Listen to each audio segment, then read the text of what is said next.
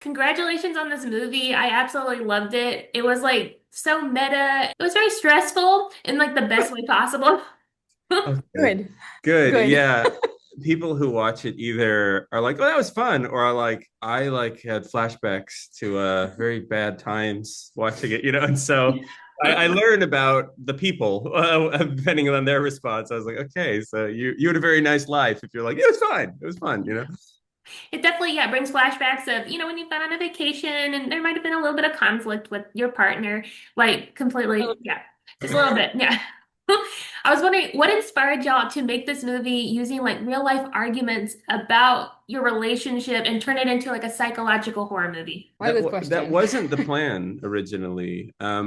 Originally, we talked about we kind of decided on our goals before we even wrote the script, where we went, okay, we need to stop having ideas that we can't make or use. And I decided that any movie that doesn't have a known cast that succeeds either needs to be a horror, a thriller, or like a mind-bending sci-fi, like coherence. And so More and I were talking about scary stuff, and we talked about how it's most scary to be camping, and we had some scary experiences Yeah, camping. we were like, what is a cheap surroundings? Like you go shoot in the woods. Yeah, and I think a lot of people have had that idea. Of There's course. there's other movies at South by this year that are also about camping thrillers. But then we were like, what is something really, really, really scary that no one else is? Because everybody's like, there's a creature, there's an alien, there's a thing. And we were like, the scariest thing is the person you trust most turning on you Yeah, in a place where you have to depend on him. yeah. So originally we were like, oh, there should be somebody out there, and then we're like, oh, it should be one of us who's we're scared of. That's the Yeah. betrayal of your partner. And then And thank God we had so much backstory yeah, to pour into this. we at the time were still having trouble fighting and getting stuck in these cluster fights, and we had a great relationship in every other way besides this one thing that just kept coming up that we were just so troubled by. And I think I just called more as I was writing. It was like, let's like use all of our real arguments and like put it in and be honest. And I think you're a little apprehensive about I was that. like, okay, yeah, we can look into that. But then it became more and more all that it is. Yeah. And we were actually in couples therapy at the time. We had like about a year of couples therapy, and we talked to our therapist about it, and she was like, "This is the worst idea for your marriage. You're Yeah. not gonna make it back as a couple." Literally 2 weeks before, she was like, "Polaris, are you hearing your wife? She's concerned about this. Do not go." but to me, I needed more than just a generic film. I wanted something that set us apart. Yeah. And I'd also never written anything really personal. And I always like to do something a little risky. And I was like, I'm not just going to write like, a little anecdote, from my childhood. I wanted to write about the thing that was the most juicy in my life that I'd be the scaredest to share.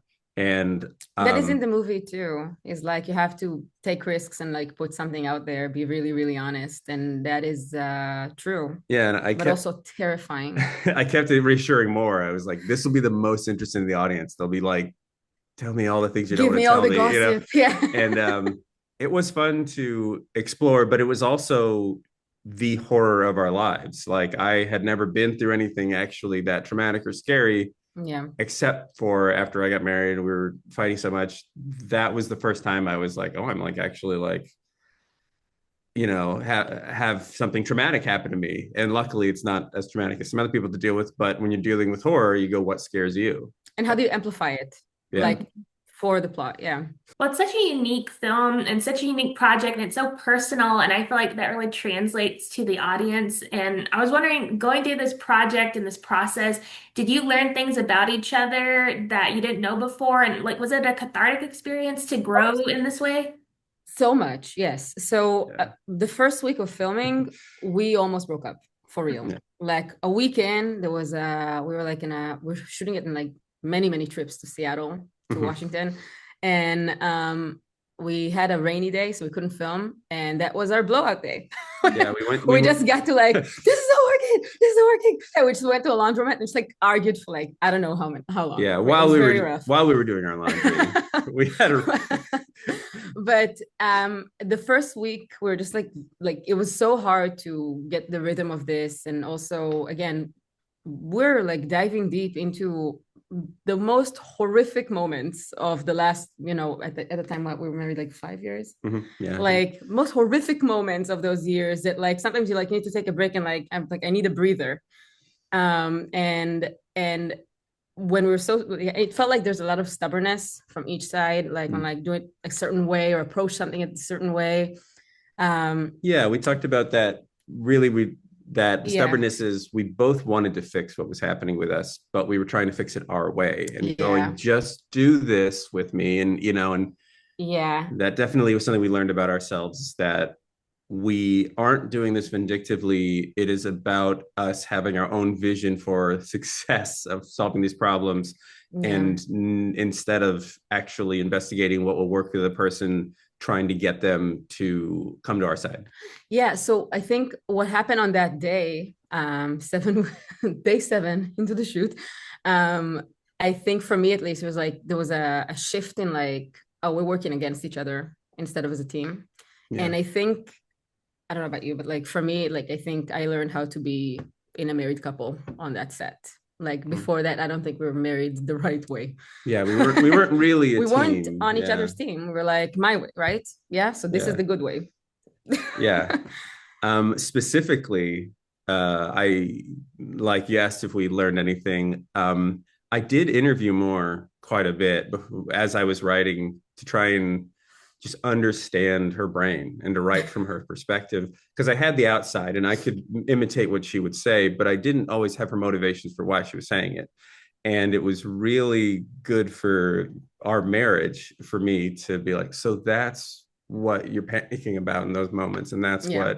what, and one of the interesting things was that I'm like afraid of, sharks and and stuff like that. Whereas Moore said her biggest fear was being tricked, which I was very surprised by. And I think a lot of other women empathize with is like, oh, I don't want to be Thank you. tricked. And Thank you that for is that. so illuminating to me as a man to be like, they're constantly worried about investing in you Yeah. or anything and giving themselves over to something because it's such a risk, the emotional investment. And it's something that men don't always feel. And that first week, so we have a couple of scenes, like most of the movie we did shoot on our own, but like there were a couple of scenes that were too risky. So that first week we had two of Polaris' friends and his brother helping us. We're like a team of 5 people.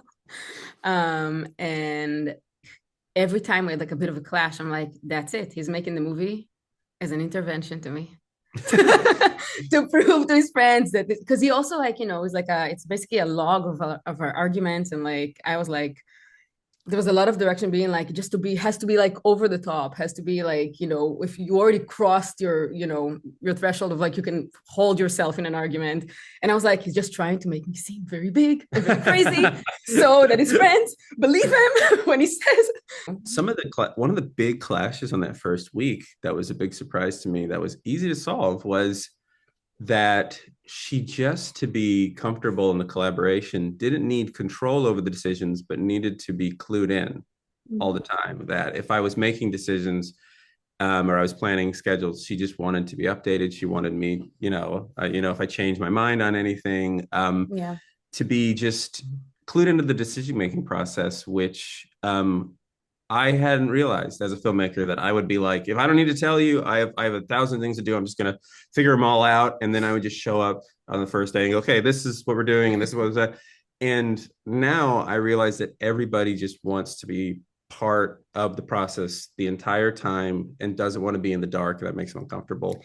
and it's mostly just so you can conduct yourself. Like if I know we have to wake up at 5 a.m. every day, then I can plan ahead for this. I can get myself used to it or whatever. But it's like, it's just, it's like getting a call sheet. It's like you just need it so you can come prepared and ready for whatever is to come. And that continues in our regular lives that if I know something out of the ordinary is going to happen in 3 days, even if Mor can't veto it, she should know about it. Yeah. Just to mentally prepare herself. You talking about being tricked, that's like one of your biggest fears. I think that is so relatable as a woman. I think this movie plays on such like a terrifying concept of, yeah, your partner turning on you and you being in an environment where you're in danger and the person you trusted the most, they might be able to do something. Like that was the scariest part of this film. I thought it was so effective. It was so, so good. And it was really good. And I absolutely love the setting of this film because I felt like the wilderness was almost like a third character in your relationship. Because at first, when you're watching the movie as a viewer, you're like, wow, this is a beautiful setting. But then as you're losing resources and then there's like that threat of violence in the air, it becomes kind of like an unforgiving environment. So I was wondering, how does like the psychological aspects of being in the wilderness affect the story? It definitely psychologically up the stakes for both the characters and And the actors. our behind the scenes. Because I just want to yeah. say 1 second.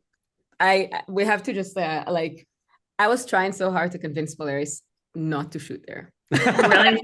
It's my like I'm good job on just not listening to me because the whole point of this movie was so we make it very cheap and like quick and easy and I was like yeah we would here whatever and Polaris is like no it has to be gorgeous and I'm like it has to be 1,000 miles away because the whole point is like we're self-funding right and so we keep being like oh our budgets are too high for whatever we need we just need to make a feature that's good it's captivating whatever put it out there and then maybe it will open some doors and the Polaris goes let's fly to Seattle like 10 times yeah and rent cars and live out of them and like rent like very expensive lenses and I'm like the budget was a thing. You remember that? And he's like, no, it's worth it. And I'm like, Polaris. But if I'm going to do something, I want it to be an achievement. That's part of that's part of filmmaking to me is you're capturing an amount of effort. No one actually wants to see the pyramid of Giza, because it's gorgeous. They're looking at, wow, somebody did this. Yeah. And our movie, even though it's, very simple film, it's just to people for most of it. I wanted it to be like, wow, they really did something. They did everything they could possibly do. And we did reach like our capacity of what we could do. The movie's harder than it looks. I mean, and the amount of times that we were in actual danger, like almost getting struck by lightning, at the very end. Yeah, freezing to death, bit by snakes. Freezing. Polaris got bit by a poisonous snake, had to go to the hospital. Yeah. There's so many times it was worth all of these craziness, whatever. But like, we got snowed out one day. The whole thing got pushed a whole year. And basically every location was at least an hour hike to get to. So every time you're like, oh, that's just a one-shot thing. It's like, well, that took 4 hours driving and an hour to get to. So it was high stakes that, we had all these ideas of, it's in the movie where, Mor's like, well, I'll memorize on the drive or whatever, but we're doing these winding roads and, you can't do that. And then you can't memorize on the hike. It's so grueling. And then we get to the location and I'm like, we got to film this in 3 hours, and then we got to head back to not get stuck out. And then we won't finish the scene. We have to do it again. And there's so many like the tent scenes, and there's a scene on the cliff. Yeah. So all of those are like 3 or 4 different times that we had to hike up there. The cliff hike specifically was so grueling that like it's like a short hike, but it's so steep that there were like times where I had to put my foot above my torso to pull myself up the path. And it's psychologically breaking to be like, we have to go back. But we did it twice, 3 times, 4 times. Yeah. But as far as in the film, I really location scouted very thoroughly, and every place is exactly where I wanted it to be. And we would sometimes not get the scene, and Mor would be like, can we not shoot there and go back?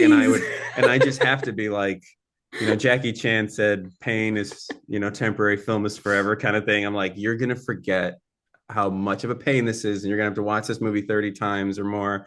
And you're going to be happy that we had the right trees around us. I'm happy we have the right trees, but I will never forget that. But I will never forget it. I really wanted the movie to feel like we're in an unfamiliar setting, like a dream. We keep on in the script mentioning this is like a nightmare, and the foggy, overcast, woods out there and the mossy trees. It feels like someplace very unfamiliar and a little nightmarish, but also beautiful. And it feels very isolated. And I wanted that when you're in these recurring arguments with your spouse, you really feel like in relationships that you're in this like secret kind of little bubble, and you don't really share with anybody. And if it's a bad bubble, you are isolated in the void. And that Yeah. really in the movie, I think it works that, especially like the second scene where we're having that long, 10-minute argument in this big riverbed, feels like we're just alone. Yeah. And there's, I also so like it's that there are a important lot to me. of dead trees around. I don't know, this wasn't intentional, but it just happened. And we're walking along like along these like giant stumps. And Yeah, a it lot of decapitated trees. like in Yeah. some scenes, I was like, this actually played into like what helped me like psychologically get into character. Like the fact that I'm just Mhm. like surrounded with like bodies, basically. Mhm. Um, yeah, But it was also just lovely because we were out there in Seattle, yeah.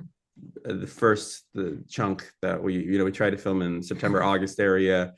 And if you've ever been out there, it's just the perfect, weather, Beautiful. and Mhm. it's just we kind of miss going out there, even though it was so difficult. I now and then I'm like, oh, I miss like Like I would hanging like to out, just go camping there one day and not Yeah. camping with an Alexa and like a set of lenses and 3 tripods. Yeah, sweating our minds out. That's just amazing how you did everything and like the directorial style. Like I really love your directing style and the way you filmed everything with different lenses, different ways of doing things. Like we're seeing things on a camera lens and then on a professional camera lens, like through the phone. How did you incorporate all those different elements and it works so seamlessly? Thank you. I wanted them in the very first, few frames of the movie. We tell them this movie is filmed by only two people, and then I wanted them to immediately forget that and be like, "Oh, Yeah. right, this is two people," because we're locked into no focus pulling. So all the travel shots, if we're 4 feet away, I have to stay 4 feet away when I follow her, and she follows me, and or we're locked in doing profile walking on tripods or dirties on a tripod. But I basically storyboarded the movie forgetting that and going, well, if I was going to shoot it with a crew, how would I shoot it? And then I was like, I can still do this. But most of this isn't a compromise. And so I didn't shoot it trying to think about, limitations. And part of the reason I wanted to rent, shot on Master Primes, which are big, expensive lenses. And I found someone in town who would rent on me for cheaper, but not that cheap. And so he gave me a 5 lens set, but I only used 3 of them or 2 at a time just to not have the backpacks be too overloaded.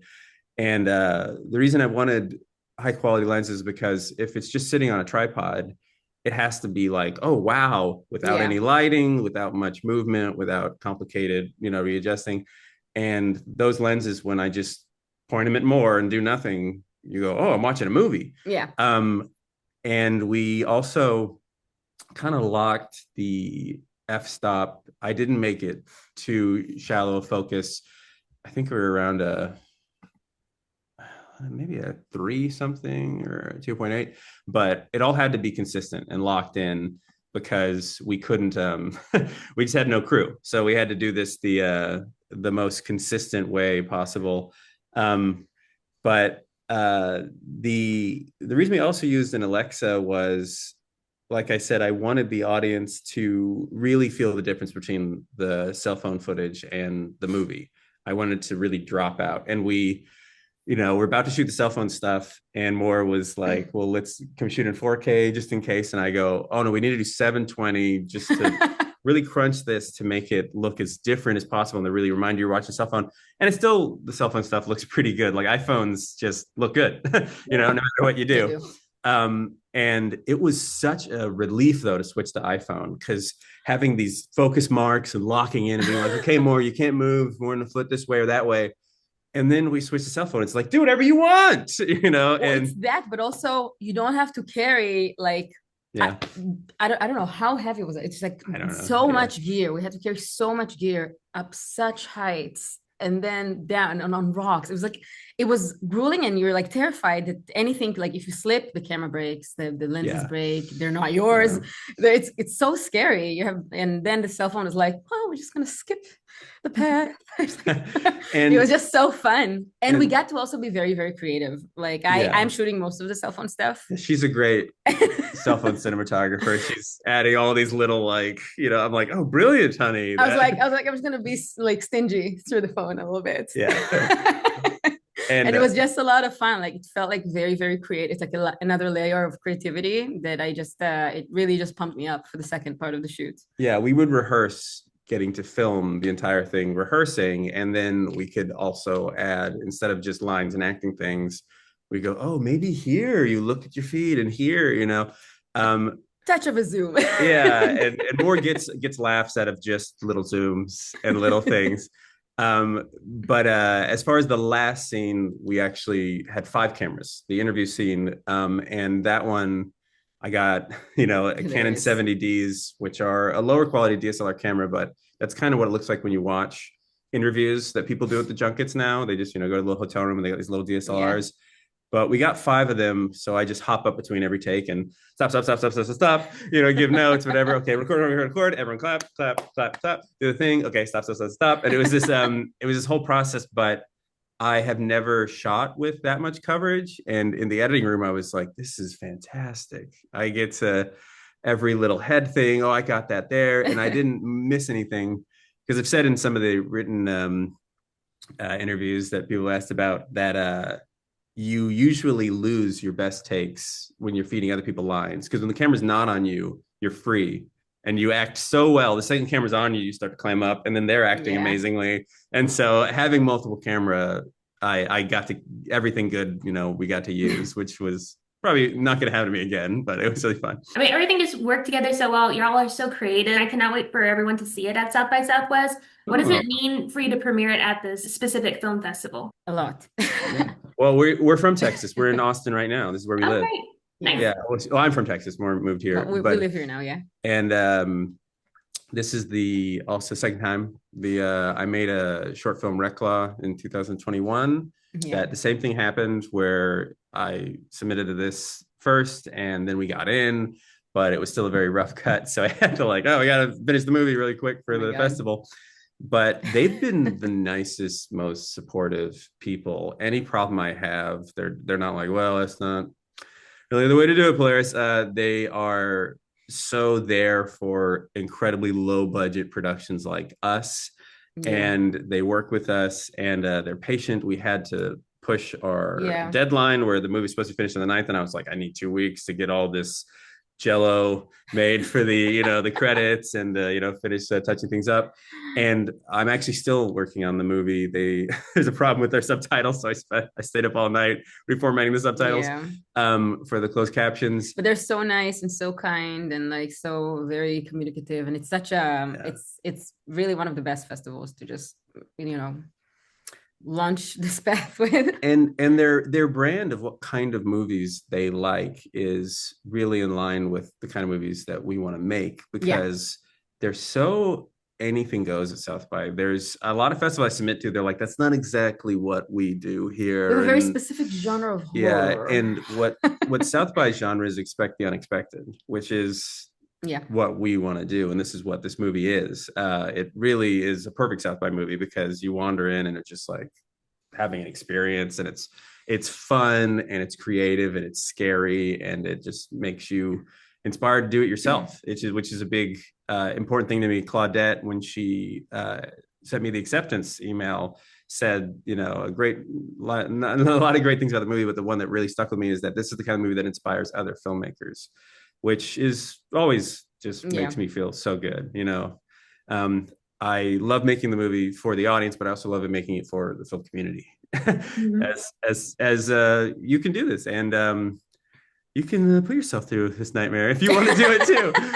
Well, I mean, it is such an inspiration, because this is a fantastic movie, and it's just so amazing that y'all put yourself through that nightmare of a shoot, but it worked together so well. It came out so perfectly. I was wondering, what's one thing that you hope the audience walks away with after watching this movie? Yes, I was thinking about that before when you guys were talking about how how this bubble that the forest creates, and I'm like, you really do feel alone when you're in these places, and I hope that the audience remembers that if they resonate with this at all, that means someone else is going through this and they're not alone. There's a way out. And you can fix this, maybe. We just a lot of hard work, maybe make a movie in the woods, I don't know.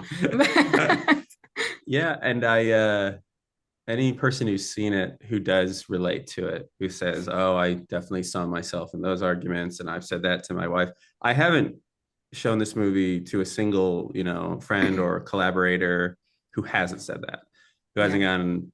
I was working on the sound mix, and Juan turned to me and said, "I said that exact same thing to my wife. She has ADD," and I was like, "Oh, Oh, no. suddenly you remember perfectly when you're arguing with me, but all the rest of the time."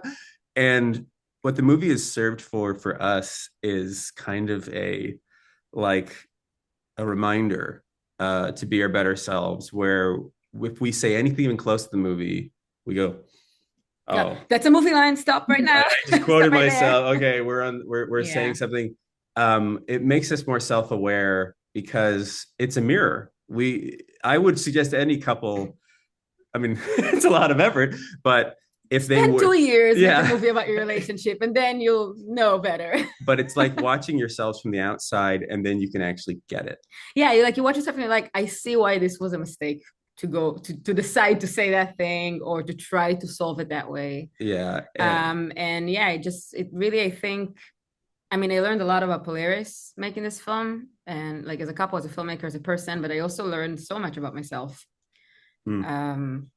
So much. But if I'm thinking about filmmakers, I hope this film does inspire people to go like, you can really just with a no budget at all, just find something. If you really just like take an honest look at your resources, Yeah. what you have, what you're able to, your abilities, your skills that you have, what is available to you, you can really come up with something that is very doable for you and get really creative with it. Yeah. And it's right, like it's within reach. A lot of people just are like, no, nothing's good enough, it's not gonna work, no one's gonna want to see it. Yeah. I do not think people are gonna be that interested in watching me arguing with my husband. And then it turned out. And then it turned out, then I guess Yeah. they just, bring out the popcorn. But Yeah. I do want other yeah. filmmakers also to take away that you can dazzle people with the fundamentals of storytelling, Yes. with just characters and snappy dialogue and unexpected turns from scene to scene. This movie might as well be in a white room and, with nothing going on, and be a play, and people still give us the feedback. I was on the edge of my seat the entire time. And I think that's really what audience are missing, is they want the filmmakers to be like, we just want something that's compelling without all the bells and whistles.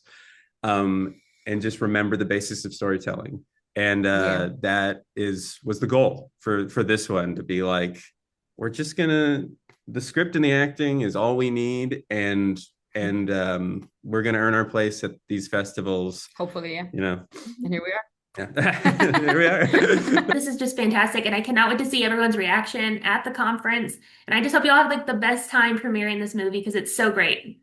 Oh, thank you so much. Thank you. Well, let's interview you now. What do you before you get out? What was your favorite part of the movie? Oh my God. One thing I absolutely love about this movie is just the title of the film, because it really sets you up for that tension of, and her body was never found. So you're kind of sitting on the edge of your seat going, wait, what's going to happen to her? So it's really just the promise of the title of the film. I will say that that's so effective. Just the building tension in this film. It was great.